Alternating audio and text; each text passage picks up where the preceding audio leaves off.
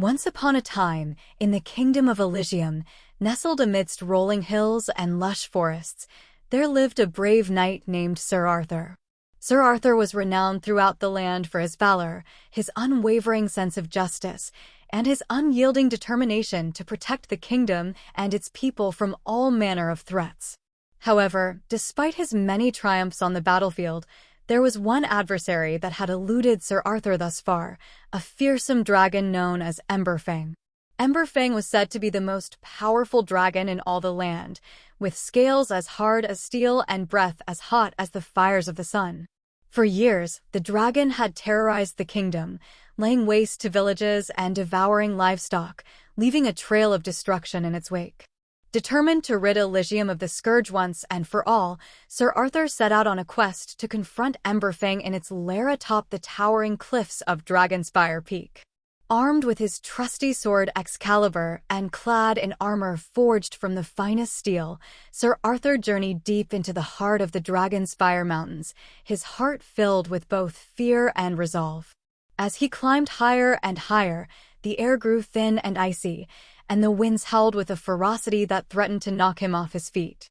But Sir Arthur pressed on, his determination unwavering, until at last he reached the entrance to Embark's lair, a massive cavern carved into the side of the mountain, its entrance guarded by two towering statues of dragons, their eyes glowing with an eerie red light. With a deep breath, Sir Arthur stepped into the cavern, his sword drawn and his senses alert for any sign of danger. The air was thick with the scent of sulfur and smoke, and the ground trembled beneath his feet with each step he took.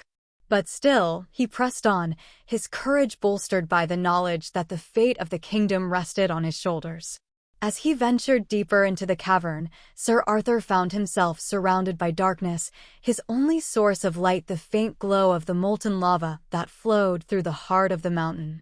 Shadows danced across the walls, twisting and writhing like living things, and the sound of dripping water echoed through the chamber like whispers in the night.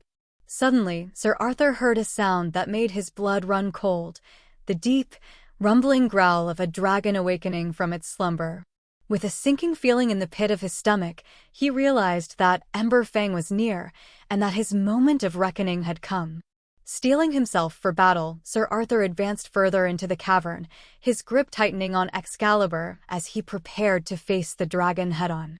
But as he rounded a corner, he was met not by the fearsome creature he had expected, but by something altogether unexpected. There, curled up amidst a bed of glowing embers, was not Embark, but a small dragon hatchling, its scales as black as night and its eyes as bright as stars. At the sight of Sir Arthur, the hatchling let out a timid squeak, its tiny wings fluttering nervously as it shrank back against the wall.